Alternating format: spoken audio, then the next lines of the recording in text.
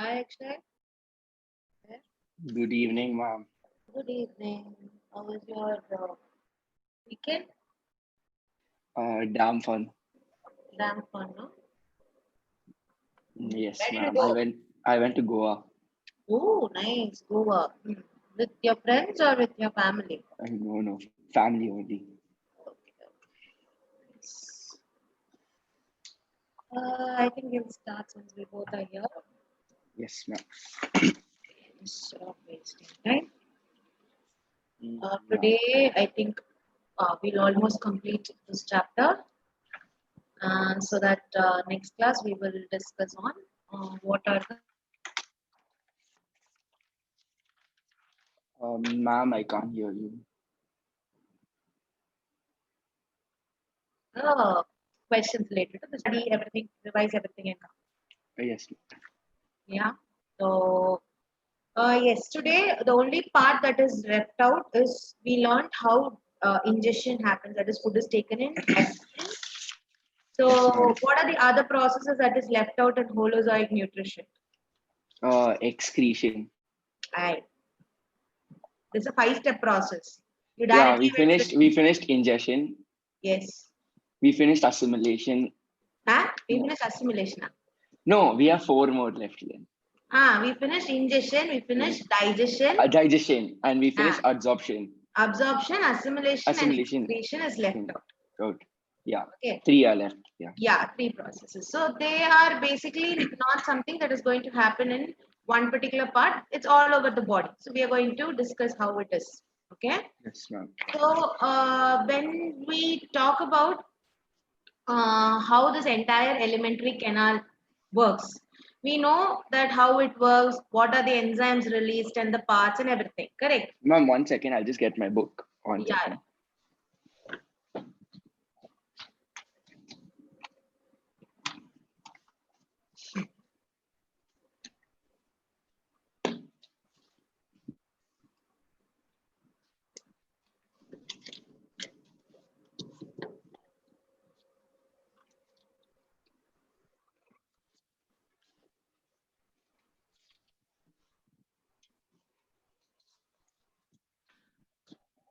Yes, ma'am. Yeah, done. Yes, ma'am. Okay. So everything in our body, even though it functions, there has to be someone always who's monitoring and regulating all these things. Correct? So Yes. that work of regulating, say for example, how does your stomach know that it is time for it to release HCl? Trypsin helps, and when there's food in the body, When there it's is food, about how it is knowing is my question. that I don't know. Yes. So in our body, everything has a mechanism. Okay. So most of the mechanisms is either regulated by nerves or it is regulated by some messengers called as chemical messengers. And those chemical messengers are nothing but hormones. Okay. So we will be studying about what are the different hormones that are associated with the digestive system. Okay. So if they ask you why these hormones are necessary, these hormones are necessary for the entire process to happen properly. They are like the supervisors. Okay. And what are hormones? Hormones are chemical messengers. Chemical messengers. What is the difference between hormone and enzyme? Enzyme are catalysts. They increase the rate of reaction. Correct. And what But are they made hormones up are of? just messengers. Enzymes are made up of lipids and no. All enzymes are proteins, Polysaccharides, proteins. Yeah. except for ribozymes. Ribozyme. Okay, remember this. Ribozymes are made up of nucleic acids. Okay, so all your enzymes are proteinaceous and hormones are chemicals. Chemicals. Okay. Now the thing is that one more difference is hormones are always released in a very small quantity directly into the blood. And enzymes are Enzymes are little larger quantity and directly into the duct, duct not into the blood.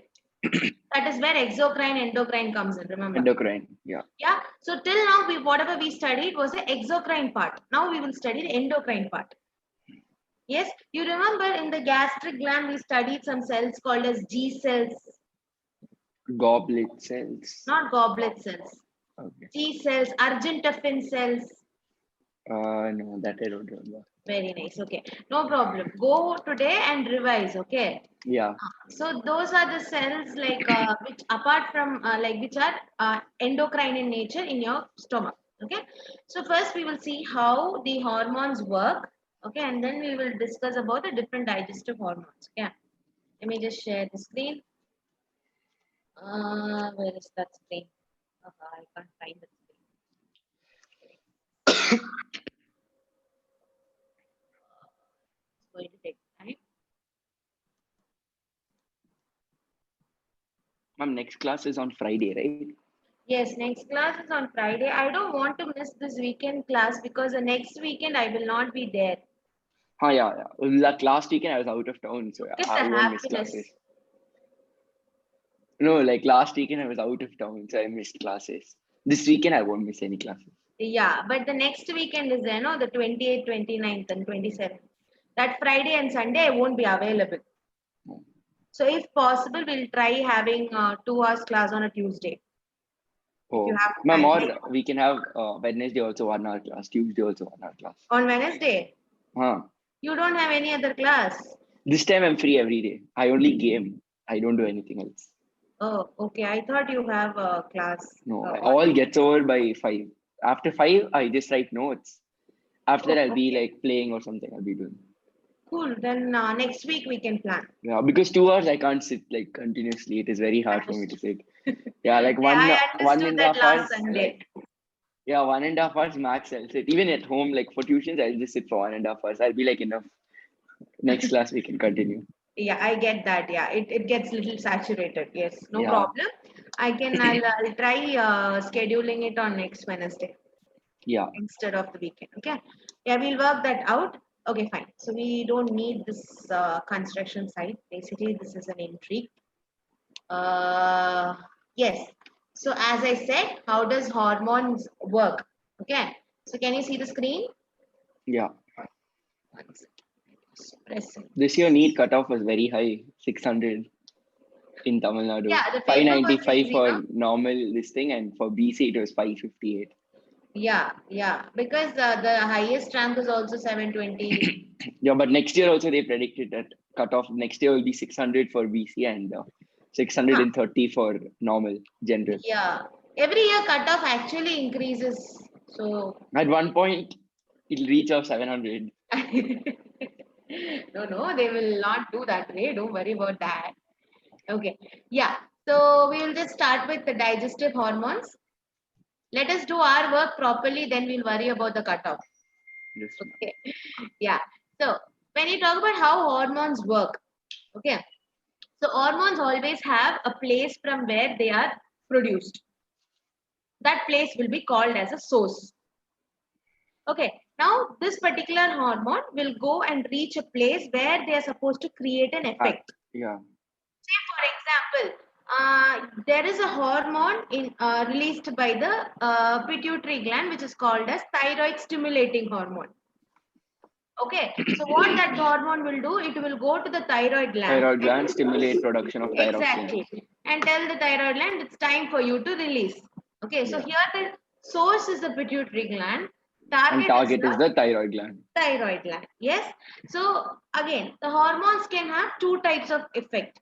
They can either stop it or they can either start the event. So if starting is basically stimulatory and stopping is inhibitory. So this is a general action of any hormone for that matter. Okay. Now, so when we talk about the various digestive hormones, okay, there are a lot, like quite a lot. Okay. But the major ones I've listed here, the other ones also I will give you an idea of whatever is remaining. Okay. So first is stomach. When I say stomach, I mean the gastric glands. Yes. So the gastric gland, the first major hormone is gastrin. Okay. Now what does this gastrin do? The gastrin is the one which will make the entire stomach to work. That is, it will start the process of releasing the gastric juice. Okay. So gastrin has a positive effect or negative effect. Positive effect. Yes, because it is starting a process. Starting something. And where is this happening? Stomach. Stomach. Yes. And who is releasing the gastrin? Stomach. Stomach le yaar? The gastric glands, the cells G. of Oh, the gastric gastric glands. gland. Okay. Okay. Your homework is to find out which, because I've already mentioned this when I taught you the cells. Okay. G I've cell. anyway sent you the PPT, no? So you can refer that. G cell. G cell. Okay, very good. I'm glad you remember. Yeah. So anyway, refer and try and Yeah, today I correlate got whatever we studied. this Huh? thing. So I'll write. Today I got this thing presentation, right? So I'll write notes for it. So that time I'll learn Okay, everything. cool. Okay, fine. Now, this is about gastrin. Fine. Now, the next thing is another hormone called as GIP. Okay. It's called as gastric inhibitory peptide. Inhibitory peptide. Okay. Now, earlier it was called as enterogasteron. Mhm. Okay. Now, the thing is that this is released by the duodenum. Duodenum is a part of which, Small intestine. huh? Small intestine.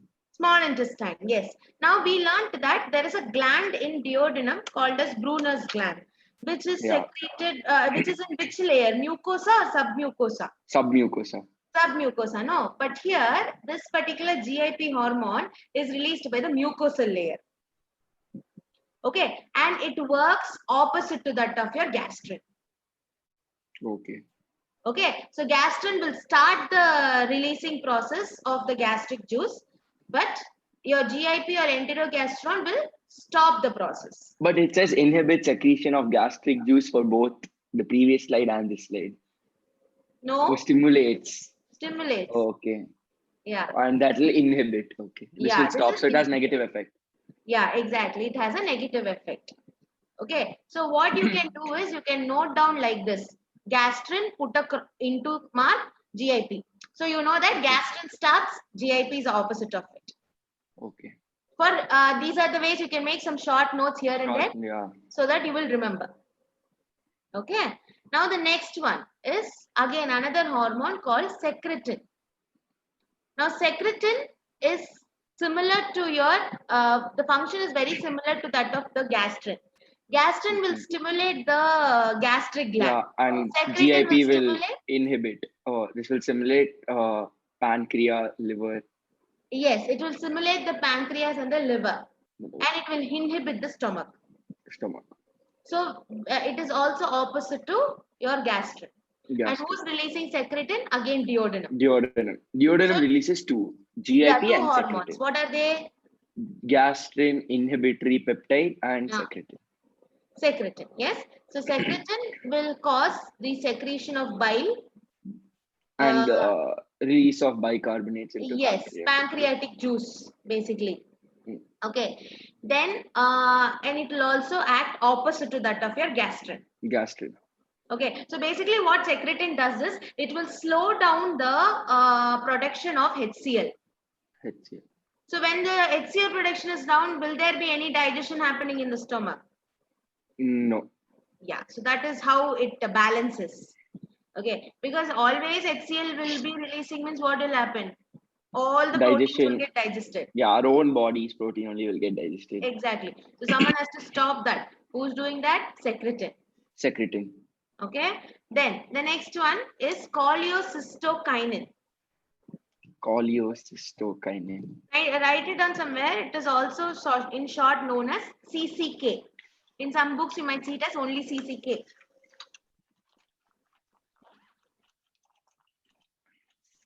Cholecystokinin. Cholecystokinin.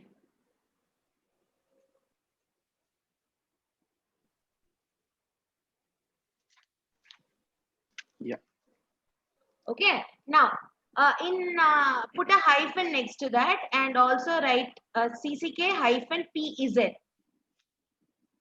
Hyphen P and Z. PZ. Yeah. Zebra. Okay. Yeah. PZ. Which Yeah. stands for pancreozymin. Assignment. Okay. Now these two work together. And they are released by your small intestine. Okay. So basically, where does this term cholecystokinin come from? Okay. Chol actually refers to bile. What does it refer to? Bile. Yes. So chol is bile and your cyst here refers to your bladder. So what does gallbladder store? Bile. Bile, correct? So now if you want to push that bile out of the gallbladder, which is the hormone? Cholecytokinin. Oh yeah, cystokinin. Oh, Okay. cystokinin. It will have the effect on the bile. Apart But it from says that, there is, cholecytokinin. it's actually cystokinin. Okay. Not I read the it spelling as is wrong. I'll change it out. Okay. Yeah. So it's cholecystokinin. Okay. And pancreazymin will work on pancreas to release pancreatic juice. Pancreatic juice. Okay. Yes. But since generally bile and pancreatic juice are released together, you remember hepatopancreatic duct. Yeah. Yes. So these two hormones generally work together. Okay. Okay. So cholecystokinin and pancreazymin. Pancreazymin will act on pancreas to release pancreatic juice. Cholecystokinin will act on gallbladder to release to the make bile. yes. Bile. But what causes the production of bile? Which hormone? Before the secretin. Secretin. Understood the difference? Yeah. Okay. Now we come to the next one, the happy hormone called as serotonin. Okay. So basically, serotonin is released by not only your stomach. Okay. It is also released by your brain. Okay. It is known for causing happiness. Okay. It is a mood lifter kind of a hormone. Okay.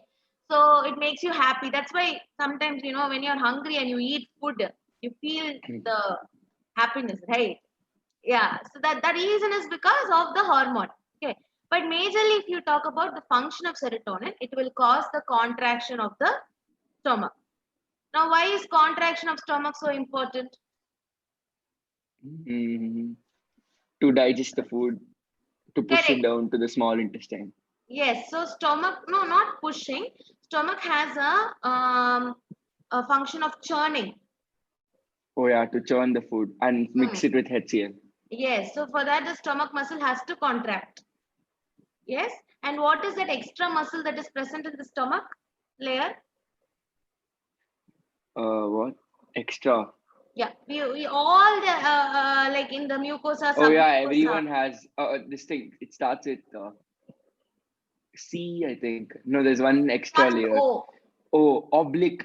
Oblique muscle. Yeah. Okay, fine. Now somatostatin. Okay, so this is released by both stomach, that is the gastric glands, as well as duodenum. Okay, now what all they do? They stop all the activities. Okay, statin means to be static or to stop. Static. Okay, so whatever secretions are happening, all those secretions will be inhibited by whom?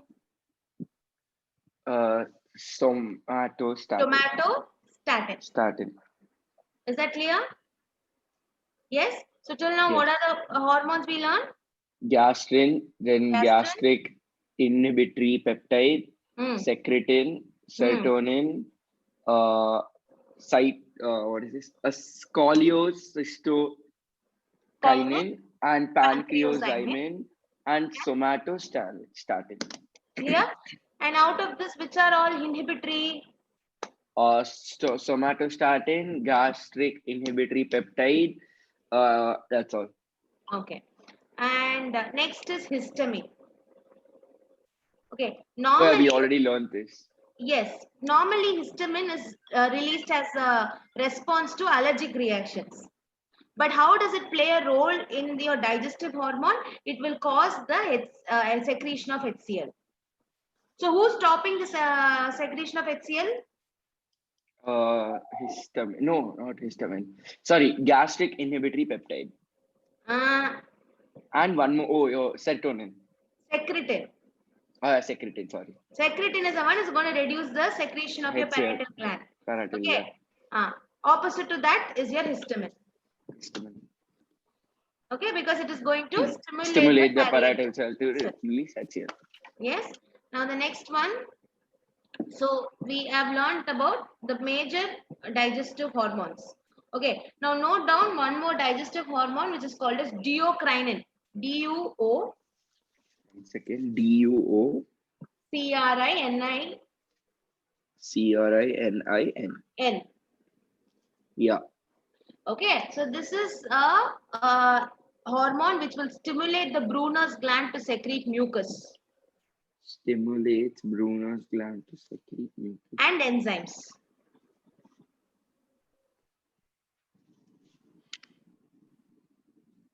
Yeah, secrete mucus and enzymes. So now tell me, if your duocrinin doesn't work properly, which is that major, what is the major changes that you will see? Like what are the major changes? Food won't be like, it'll be like a solid. It won't pass through small intestine very easily. Like chyme won't be formed. Chyle won't be formed. Okay. I told you mucus as well as enzyme Oh, of but Brunner's gland. Now think, what is the enzyme released by Brunner's gland?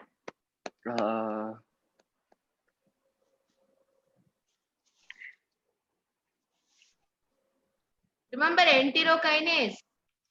Oh yeah, enterokinase. If that is not there, trypsin will Trypsin will not be formed.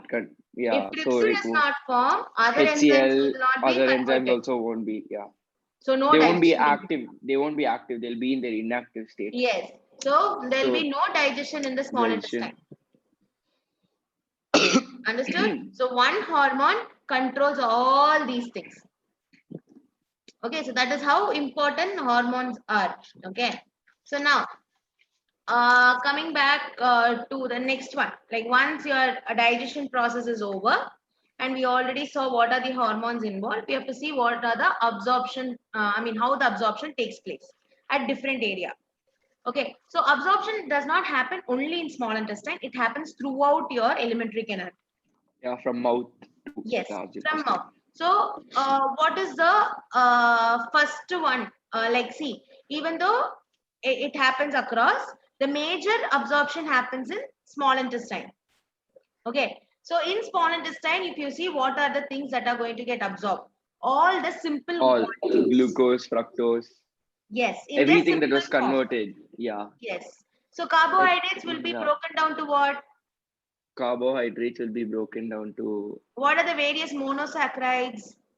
Oh yeah, glucose, fructose, galactose, all of that. Yes, glucose, fructose, and galactose. Galactose. Okay, it will be divided into this. Your fats will be divided into fatty acids. Fatty and acids, glycerol. Glycerol. Then you have the proteins, which is amino acids. Yes. So all these final absorption will happen in the small intestine. Small intestine. Okay. Now before getting into the absorption part, it's important for you to understand the concept of diffusion. Movement of molecules from region of higher to lower concentration to lower concentration. But there are various types of diffusion that are involved. The one that you gave a definition is called as simple diffusion. Simple, yeah. Okay, so the molecules, what will happen? It will simply cross the cell membrane. Yeah. Because there is a concentration difference. Okay, but it is not necessary. Always it has to happen like that. There are some molecules which cannot pass through this lipid bilayer of the cell. This is a cell membrane, plasma membrane. Yeah. Okay, so what happens is those molecules cannot, they might be they are not soluble in lipids. So what happens is they can't pass. In those cases, even though there is a concentration gradient, still the molecules can't pass. We go for something called as facilitated diffusion. What do you mean by facilitate? Help or Yes. monitor. Yeah, correct, to help. So if you see here, can you see these are the proteins that are present inside the your plasma membrane. Okay. So what happens is that the molecules which cannot pass through will be taken by these proteins, and via these proteins they will be transported across the membrane. Okay, that kind of so a there'll diffusion be the protein with the help protein, of yeah. Yes, it's called as facilitated diffusion. Diffusion. Now the thing you have to note, in both the cases, that is your previous case and this one, it's higher to lower. Higher to lower, that means there is no energy involved. Energy involved. It's a passive mode. Passive mode. Okay, but there are some cases where you have to go against the concentration gradient. Okay, in those cases, it is called as active transport because you use energy. Energy. Okay, it's same like telling, like, see, if two buses are coming, okay, and one bus is very crowded and one bus is very empty. Where is it easy for you to move in? Is it the crowded bus or the empty bus? Empty bus. Empty bus. So you will hardly use your energy in the empty bus. But you have no choice and you have to get into the crowded bus. What will happen? Then you will football. Yes, you have to struggle and use a lot of energy. Yeah. Yes. What is the difference between the two cases? One no energy, another one with Yes. like a lot of energy. That is not the only difference. There's a concentration difference also. In the first case, Oh yeah, less you're moving people. from Yeah, like higher lower to concentration to lower yeah, higher to concentration. lower. And second one, you're moving from higher to higher only. Yes, in the empty case, we were moving from empty bus case. It was lower concentration inside the bus, higher concentration outside the bus. Outside the bus. In the crowded one, it is the opposite way. Higher to lower. Yes. So yes, higher, lower to higher. Like outside in the bus stand will not be that crowded. No. Understood. So what will so whenever we are going against something, we always need energy. Like climbing up the stairs, you're going against gravity. Yeah, if you climb down, not that much energy. Yes. So wherever you're going against the concentration difference or concentration gradient, you need energy. And that kind of a transport is called as active transport. Okay. So how this active transport happens? There are some pumps that are present in your this one, and some proteins and some pumps which will help. The most famous example is your sodium potassium pump. Okay, so for every sodium that is pushed out, certain amount of potassium is pushed in. Okay, and this is done at the expense of ATP. ATP. Okay, so diffusion is basically from lower, higher concentration to lower higher concentration. to lower. If it is happening with the help of a protein, then it is called as what diffusion? Facilitated diffusion. If it has energy involvement, then it is active transport. Active. Is this clear? Yes. Why important diffusion is because the entire absorption process is nothing but plain diffusion. Okay, but it can be either facilitated or it can be simple diffusion or it can be active transport. Okay, so we'll see which are the substances, how they get absorbed.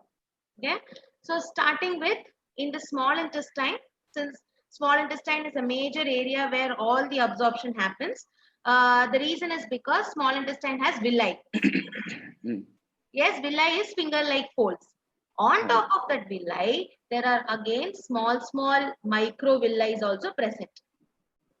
Okay, and this villi is highly supplied with blood vessels. Okay, and there is also one vessel, lymphatic vessel called as lacteal. Lacteals. Oh yeah, we learned this. Yes, yeah. Okay, so what is the use of it? So we have different nutrients which are being broken down, correct? All the nutrients will not enter into your blood vessel. Some nutrients will also enter into your lacteal. Understood? And if they ask you which one, it is fats. Fats. Yes, we will see how it is happening. Okay, but what you need to remember is fats are absorbed into lacteal. Lacteals. But whereas others are directly absorbed into the bloodstream. Blood.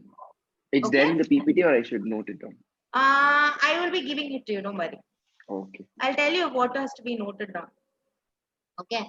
Now, yes. So this is the how the absorption happens. I'll tell you what are the materials that get absorbed everywhere. Okay.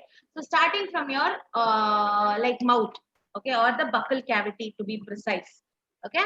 Drugs. So can you tell me what are the things that get absorbed? Drugs. Drugs. Yes. Correct. That is the reason why there are some drugs which you place below the tongue. Yeah. Yes. Like something disaccharide. LSD. Yes. Also, there are certain pills. Like, see, for example, you would have studied in reproductive health. There are certain pills for medical termination of pregnancy. Yeah. Those are Saheli also and all that. Correct. So they place the like the drugs either near your cheeks or below your tongue. Lysergic acid diethylamide. Yeah. So no, it is called mifepristone and misoprostol. No, this is LSD, that drug. Yeah, I understand. I understood what you're talking about. That is also there. So all these things are easily absorbed at these areas. That is the reason why they are kept in that way. Okay, so drugs are primarily absorbed in your buccal cavity. The next one is your stomach. In stomach, it's alcohol, water, and simple sugars. Okay, so water and alcohol easily gets absorbed in your stomach itself. Now, coming to large intestine.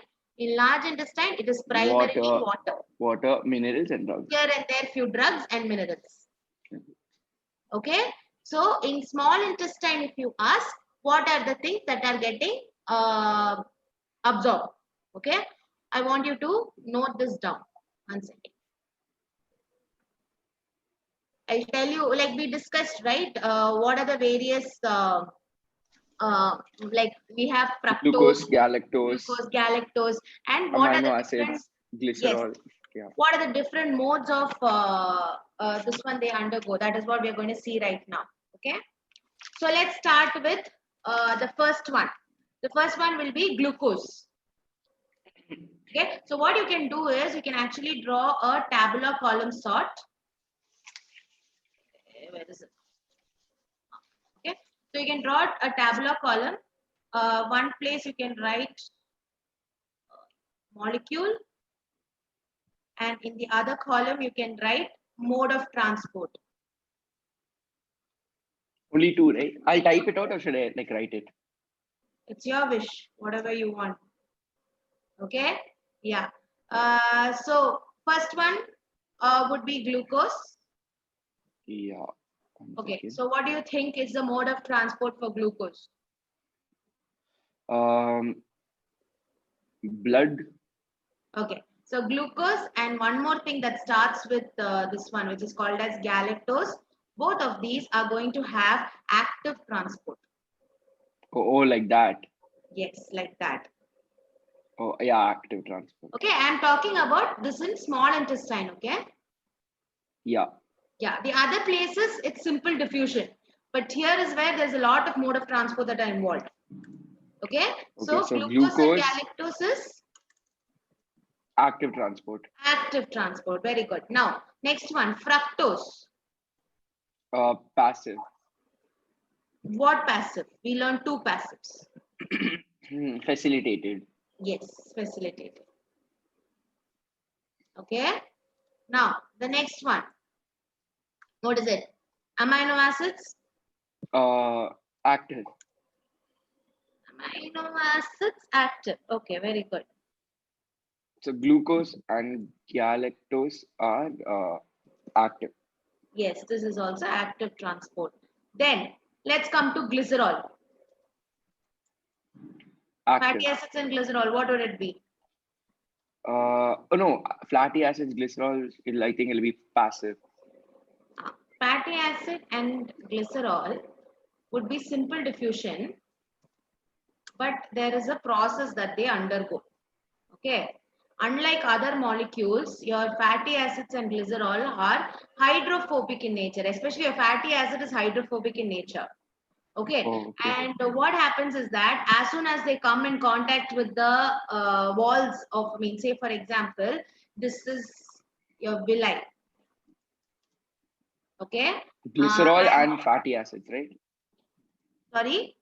Glycerols and fatty acids, right? Yes, glycerol and fatty acid. Okay. So let's just see this absorption process in a ultra structure way. Okay. So this is the epithelial cells of your small intestine. Okay. This is a lumen. I hope you know what is a lumen of small intestine mean. Yeah.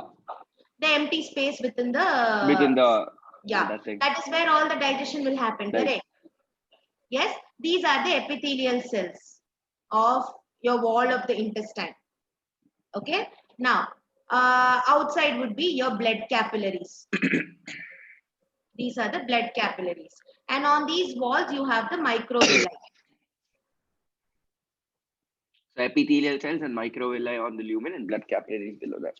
Yes. So these are all on the wall of the small intestine. Fine. So now what happens is that all of these molecules that we mentioned here, by means of active or facilitated or simple diffusion, they pass through this. But when it comes to fats, what will happen is fats will first form something called as micelles. You should have actually learned this in In your chemistry, yeah. What are these? soap molecules or something we learned in Soap molecules. That means they'll have a hydrophobic hair hydrophobic and and a hydrophilic tail. Sorry, yes, correct. hydrophilic tail and hydrophobic head. Yeah. So what happens is that this will form like a group. Okay. Now Yeah, this they're micelles, lipid structures or something, right? yeah, Lipid. this missile is going to pass through your epithelial cell. Okay. Now a cell will have endoplasmic reticulum and all. Yeah. Yes. So in this endoplasmic reticulum, and then it will pass through the Golgi body. And what will happen is this missile will be converted to something called as chylomicrons. Chylomicrons. Neurons. Okay. Yeah. I'll give you the definition for chylomicrons. Take this down. Yeah, 1 second. Okay. The micelles Yeah. are absorbed into The micelles are absorbed into the intestinal cell intestinal cell by simple diffusion, by simple diffusion, where they are resynthesized resynthesized in the endoplasmic reticulum in the endoplasmic reticulum and are converted into chylomicrons. and converted into chylomicrons. Yeah. And now this chylomicron is what is going to be absorbed by your lactate. Okay. Yeah.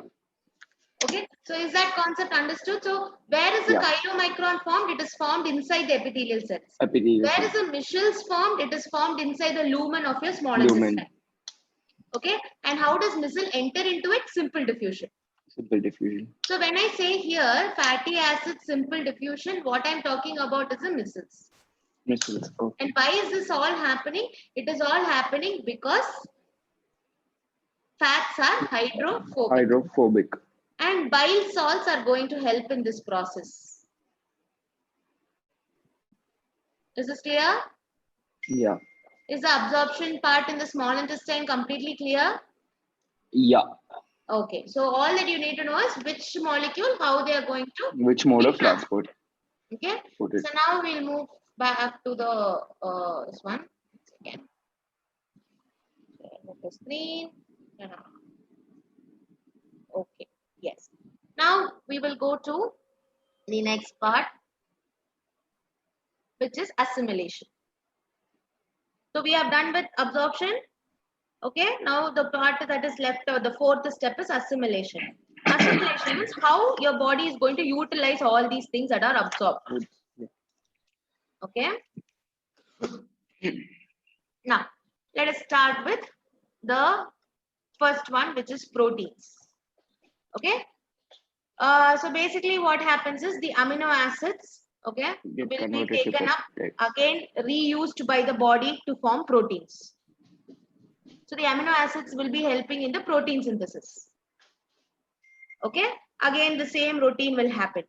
Next one will be after it forms, what this protein is used for. So sometimes when your cells get worn off, you fall or you hurt yourself, a new cell has to be formed, correct? So growth and repair. Yes. So a new cell has to be formed means all the cell also constitutes protein. Yes. So we require proteins, right? From where we are going to get that? We are going to get that from the amino acids that are absorbed. Is this clear? So it's like a recycle process that happens within your body. Okay.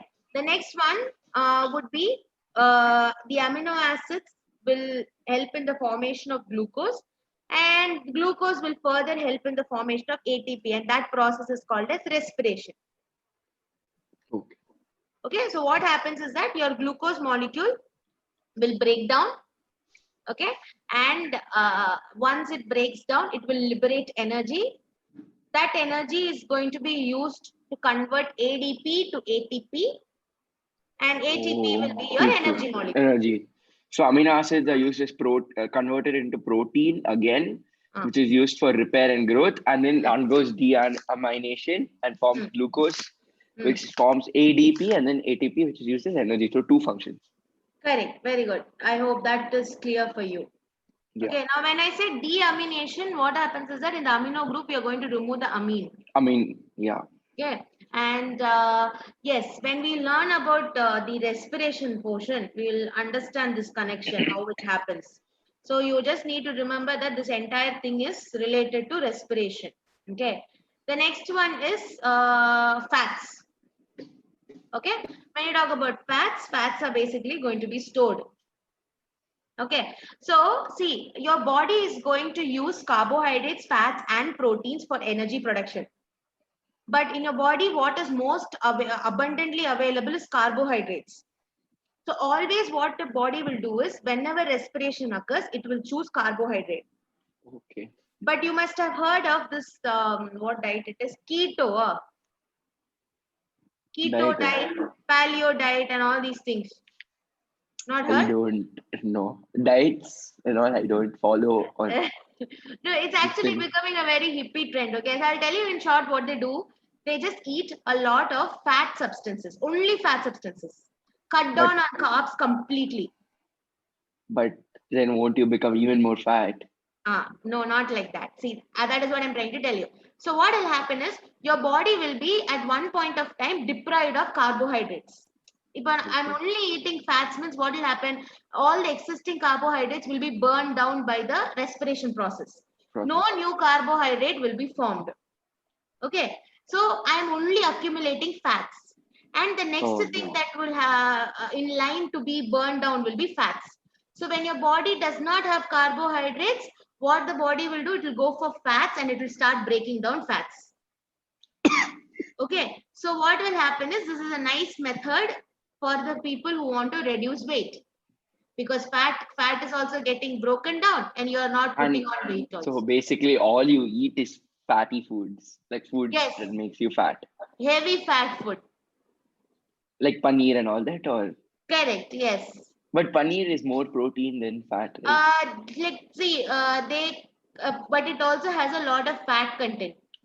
So, if you are a vegetarian, the only fat option that you have is majorly paneer.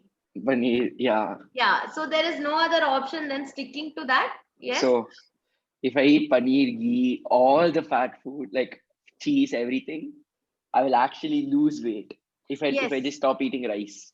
Yes, that is a condition. That also along if you eat, you will put on weight only. Okay, so I will try there this. are side effects to this though. The reason is like your BP will go down, you will feel tired, you might feel very cranky, your body will start reacting differently. Okay, but there are people who succeed in it. That's another thing. Yeah, okay. I eat a lot, like 5 times a day I eat. That's okay. So, that's good. This is the age to eat. And when will you eat? Like I go to gym and then I'll come back and fully eat. Very nice. Okay. Okay, fine. So, like this is something like very commonly seen. Everyone has a pot belly. The reason is because the fat gets easily accumulated beneath the skin layer, especially in the abdomen region. Yeah, okay, I was also like one ball at one point. Okay, so that's the reason why that is one of the usage of fats. Fats get stored. Now the question is why fats get stored? It is a reserve material. In case carbohydrates is not there in your body, the next thing that is to be broken down is your fat for energy. Okay, we'll see this in detail when we're learning respiration next. Okay. Anyway, the next thing is, as I said, yes, reserve fuel. It's also an insulation and a shock absorber. Yeah. Yeah, correct. Yeah, your internal organs are actually being protected by fats. Protected by fats. Okay. Then the next one we are going to talk about assimilation is carbohydrates. But won't they say if you're like very, very fat, actually you have risk of getting disease like heart attack or something? That's because what happens after a point of time, the fats there are chances it will go and accumulate in your blood vessels and block the heart, and that leads to heart failure. Oh, so how do we know if you're too fat or not fat at all? See, cholesterol, this is basically related to cholesterol, okay? There are two types of cholesterol, good cholesterol, bad cholesterol, no? And they also say that anything excessive, over a limit is always harmful, yes or no? Yes. So fat is necessary, but that doesn't mean if you don't have you can have extreme fat and you can say that I am the most healthiest person. That doesn't work like that. Okay. There should be a proper amount of fat in your body. Okay. Say like for example, have you seen people with marasmus? Like have you seen images from the African side, the kids, because of malnutrition and all? They are very thin. Yes, they are very thin and so thin that You anything can see can the easily ribs. get broken down. Yeah, you can see their ribs and all that. Exactly, exactly. So they are more prone to fall sick. Okay. So even if you if it is not necessary that if I have fat, I should look literally fat. Even a Yeah. healthy person will have some amount of fat in them. Yeah. Understood the difference? Okay, fine. Now the next thing is when we talk about the carbohydrates. Carbohydrates are stored in our body in the form of glycogen. This is done by the liver. Okay, and this glycogen production is called as glyconeogenesis. Okay, I think we already discussed glyconeogenesis. Yes, I told you in functions of liver. Okay, fine. So this glyconeogenesis and the stored glycogen, whenever required, will be broken down in glycolysis process. Yeah, I remember this. Yes, and it will give you 2 ATPs and 2 NADH. and 2 NADH. Okay, and what these are, we will learn in respiration chapter. Okay, I think that's more appropriate there. Now, so when your body level in your like your blood, your sugar level is very, very high. Okay, what happens is that the glucose is converted into fats and the fat is stored. So this happens when your blood glucose level is high. Okay, now the next thing is again, where is the glucose is also stored in the form of glycogen. And where it is stored in the liver as well as in the muscle cells. Okay, so when the glucose level is high, there are two things that are happening. The first thing is it's stored as fat, and the second thing is it is stored as glycogen. Understood? Okay, stored as fat and stored as glycogen. Yes. The next thing is the level of glucose is down. Okay, your body will break down the glycogen and give you glucose, and that will undergo glycolysis to give you ATP. So if level of glucose is high, then fats, glucose will be converted into alternative forms. Like fats. Yes, like fats. And it will be stored in liver and this thing. Muscle cells. Fats is stored in almost all the places in your body. If it is glycogen, then it is stored in liver and muscle cells. Yes. If level of glucose is low, then glycogen gets converted to glucose, which is then used for energy. Correct. Yes. And glycogen is same like your starch in plants. Okay.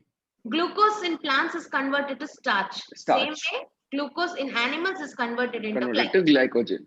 This was a question. That's the reason I'm particularly telling you. Okay. Now, so yes. Now, I think this is an easy question you can answer. What is the answer? Glycogen. Yes, glycogen. Cool.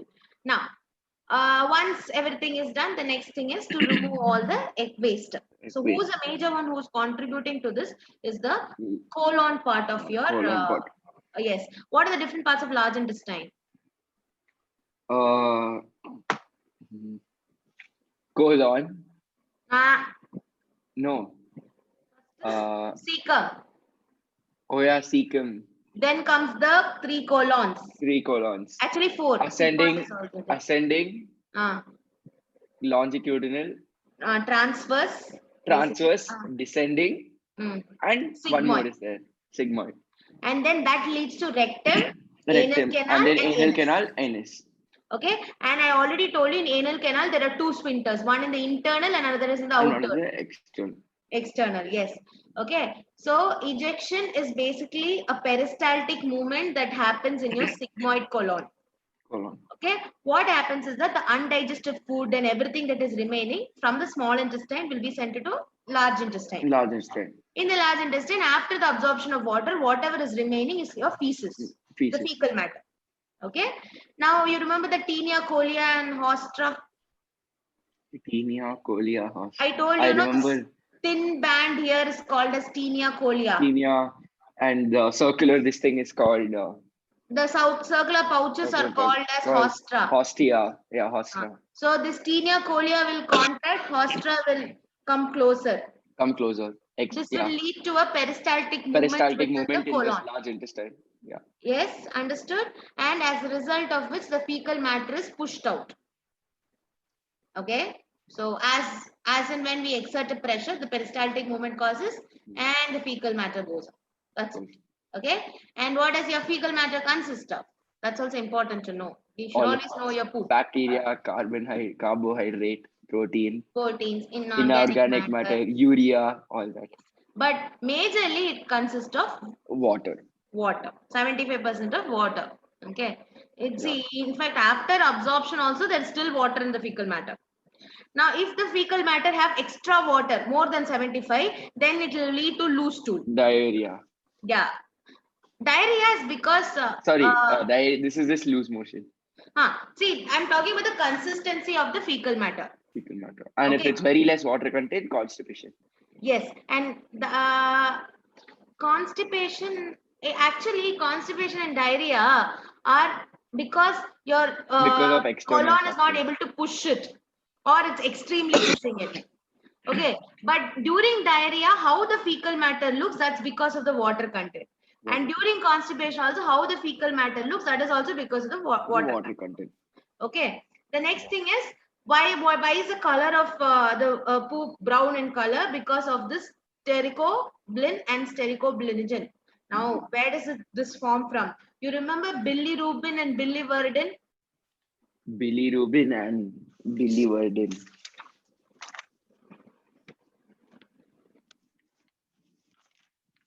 Yeah, I don't know where I wrote it, but yeah, I remember. Yeah, so we learned it when we were learning about liver, bile, basically. Bile consists of bile pigments, bilirubin and biliverdin. Oh yeah. Bile pigments of the bile are bilirubin and biliverdin. Yes. So that bilirubin is what is going to further give rise to the stercobilin and stercobilinogen. Oh yeah, bilirubin is responsible for color of bile. Yes, and even the color of the urine is also because of the bilirubin. Bilirubin, yeah. Yes, but they will not be present in their direct form. They will be in a converted form. So in the fecal matter, it is converted into stercobilin and stercobilinogen. Okay. Okay. Now, yes. So this is basically when we talk about food items. So now we have completed all the ejection and everything. Now that we are hungry, we'll start with the food items. Okay. I don't know if you have the habit of reading what is given in the, all your food packets. Yes. But yes, if you notice carefully, you will see they would have given you how much intake of calories intake you're taking, what is the quantity of each and every components and all, right? This, okay. They give the nutritive value. Okay. So if you see everywhere, the energy is represented in kilocalories. Yes. The reason is because calories as such will be a very small quantity. So it is better to express it in kilocalories. 36 kilocalories is equivalent to 1 kg, right? Yeah. Okay. Now, what we are going to do right now is, why are we studying this thing? Okay.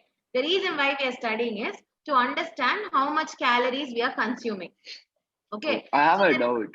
Yes. Per serve means the entire box of food or just one piece of a biscuit? Say, for example, here serving size is given as 1 tablespoon. So per serve means 1 tablespoon. So in Lay's, per serve means one piece of chip. Yes, they would have mentioned what their per serve is also there. Oh. Okay. Number of servings, it will be written. That is what is their per serving. Or So how is the form? Huh? so 2 tablespoons of jam is equal to almost 1 kg. 15, see, according to their logic, if you see 1 tablespoon is 15 grams. 15 grams. So 30 grams of jam.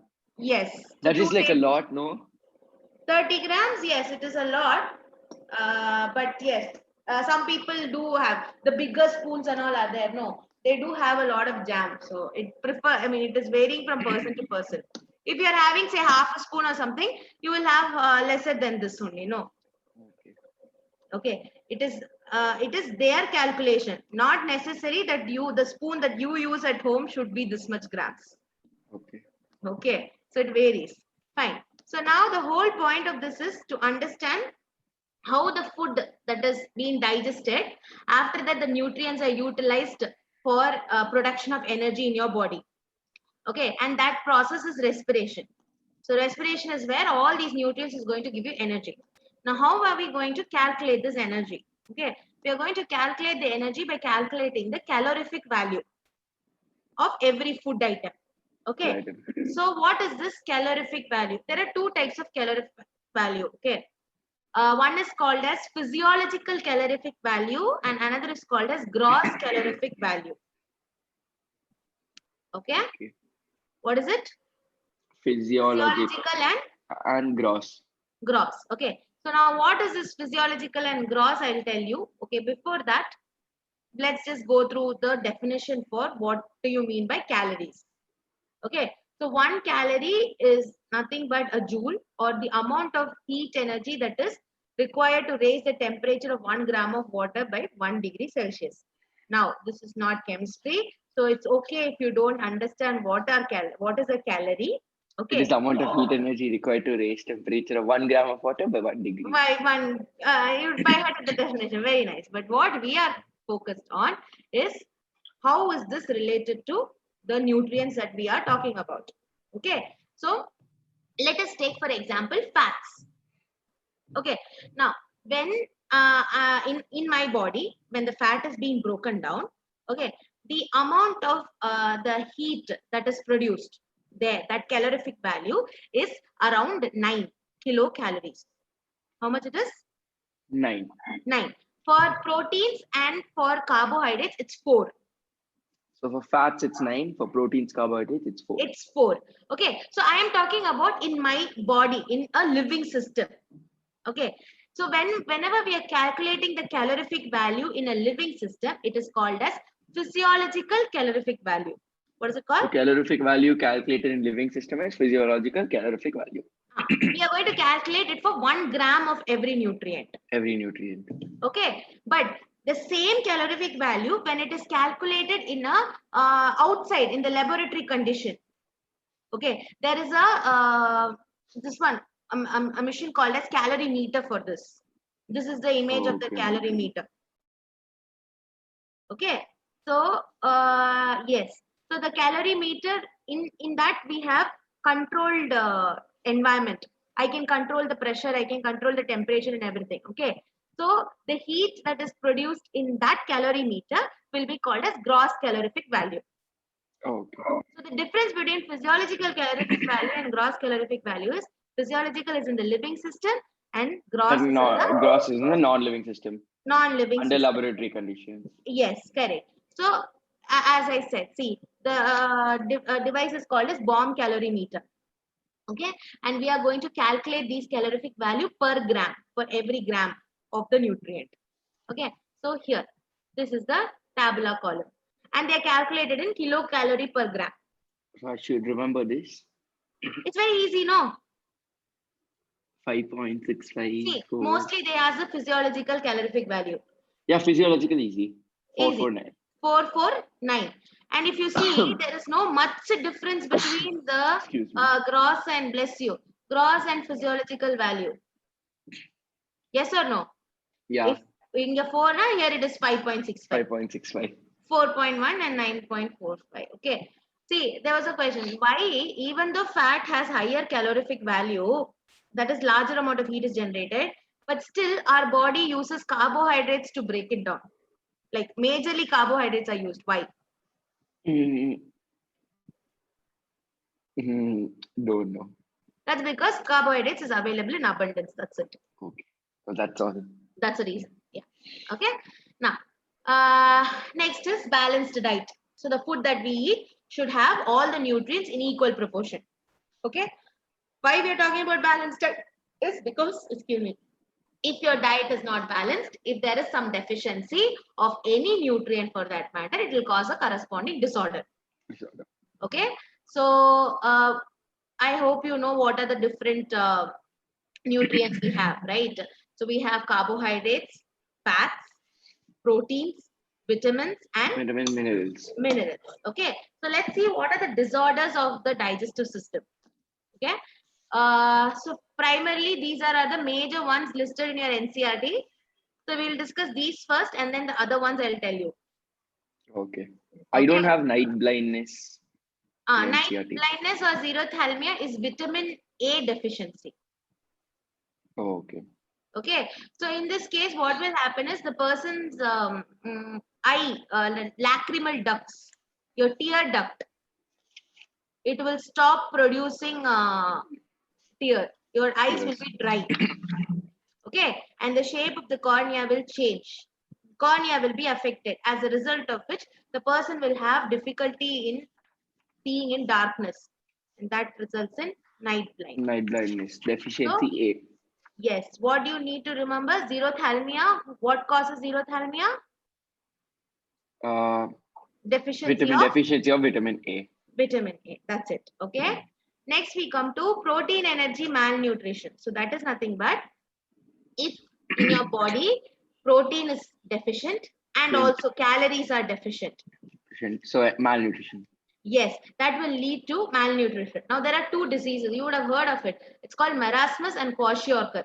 Kwashiorkor. Okay. Okay. So when I talk about marasmus and kwashiorkor, what is the difference? Africa. Yes. See here, these are the two conditions. One is marasmus and another is kwashiorkor. Not just Africa, there are other places also, but Africa is primarily affected. That's because food quantity is available in less. Yeah. Actually, the irony is that they are rich in everything. Okay. Yeah, but they export everything, and those people don't get anything. Yeah, more than I would say that some clever or some cunning people just occupied those land and took over their place. That's it. Yeah. So if they are exporting, that means they should have earned money, no? But they are not, no. It's because people over there from outside world go and like most people are poor and they don't ask anything, and most African lands are owned by NRAs. I mean, yes, NRAs. Exactly. Yeah. Yeah. So that is the basic idea of why they are suffering. Okay. So it's not that they don't have, they have, but they are not being given. They are deprived of their own resources. Okay. Yeah. So what happens in these cases? One is this particular case here is kwashiorkor, and this thin case here is marasmus. Yes. Okay. Both are protein deficiency, extreme protein deficiency. But what is the difference between these two? Apart from protein is energy. Okay. So when you talk about marasmus is deficiency of proteins as well as energy or calories. Okay. But whereas when you talk about kwashiorkor, it is only deficiency of proteins. Okay. This is one difference. The other difference is how they appear. They will have a swollen belly. Here they'll have extremely thin legs and hands. Understood? Yeah, okay. In kwashiorkor, in marasmus, extremely thin this thing. Yes. And okay. So why this deficiency happens is that basically what happens when this is a case that occurs mostly in infants, that is small kids. Okay, very small kids. So what happens is when the mother's milk is basically replaced, with some other external milk or external food items, that time the kid is deprived of energy as well as proteins, and that is when marasmus occur. Is this clear? But whereas when you talk about, as I said, kwashiorkor, okay, this basically just the major thing is protein deficiency, and there is no calorie deficiency there. In there, both protein and calorie, but here more calories, less protein. Yeah, only protein deficiency, no calories. Yes. Okay. Now, like when does kwashiorkor occur? Okay, when the mother's milk is replaced with food items with high calorie value. So what happens is the protein that is present in the mother's milk, they are not getting, but they are getting what? Calories they are getting. Yes or no? Calorie. Yeah. Yes. In the previous case, we are replacing it with low calorie food. See here. Okay. Proteins as so well as in marasmus, no proteins, no calorie, like very less deficiency of both. But in kwashiorkor, you're not getting protein, but you're just getting calories. So swollen belly and yes, correct. like That's correct. Okay, and all these things happen in infants, the young ones. Okay, and these are the various conditions, like how they appear. Okay, and together these two are called as PEN. PEN means protein energy malnutrition. Okay, the next one is jaundice. So jaundice is basically yellow color. Yes, yellow coloring. That is because the bile, instead of getting out of your body, it will get absorbed into the bloodstream. So yellow color appearance. Yes, that is the reason why it is yellow color. Next is vomiting. Vomiting is voluntary, like involuntary push off the food from the stomach. Regurgitation. Now, there is a difference between regurgitation and vomiting. Regurgitation is when food by mistake, like when it by mistake comes up, but you don't puke when you regurgitate. You don't puke it, yeah. But this is you can't control it. You just push it out. Yeah. Okay. The next thing is, wow, there are several reasons vomiting can happen. Mainly food poisoning. Yeah.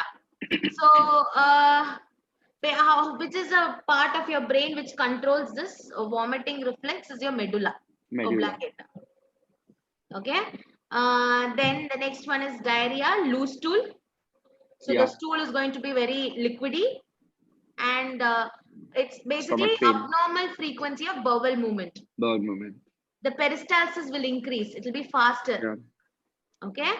Then the next one is constipation. Again, irregular bowel movements. Okay. That means what? They will not be able to push the fecal matter out.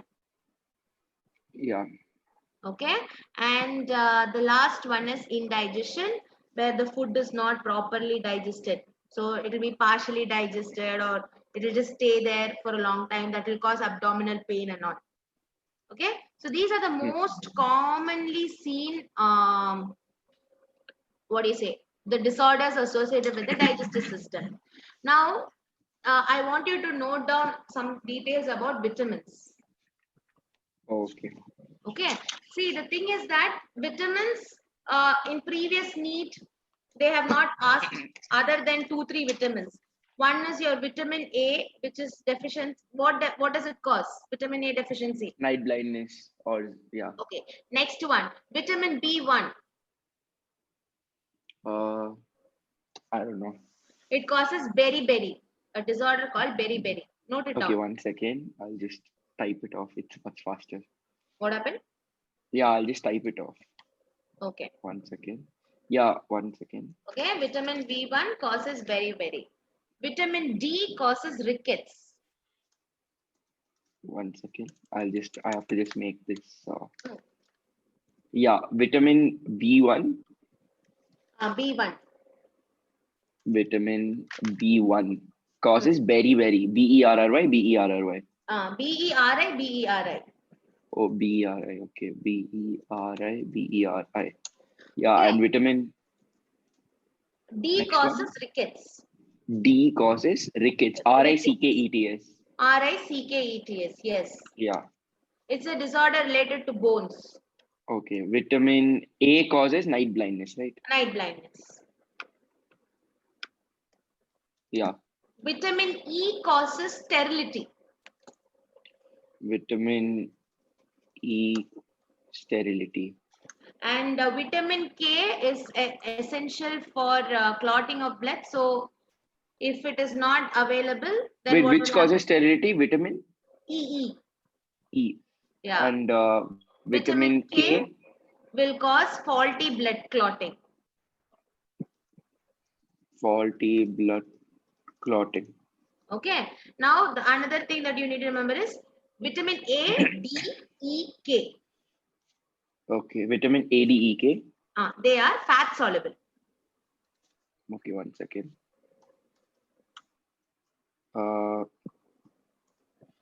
Vitamin A, D, E, K are Fat fat soluble. soluble.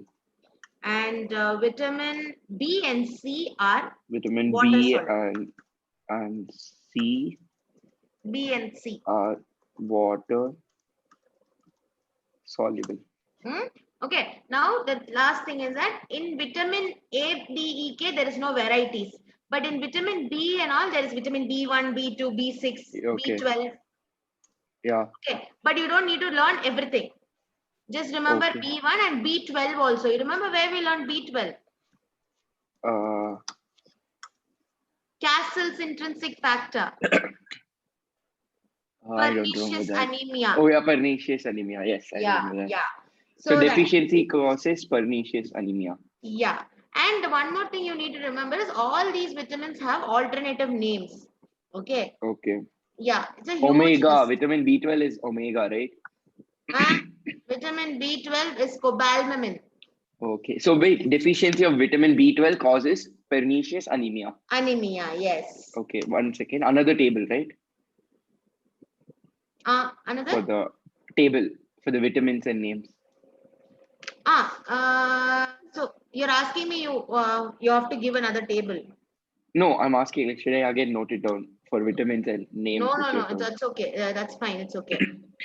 So yes, there are some mnemonics to remember all the vitamins and all the what is it called? The alternate names of the vitamins. But what I would recommend is it's not very important.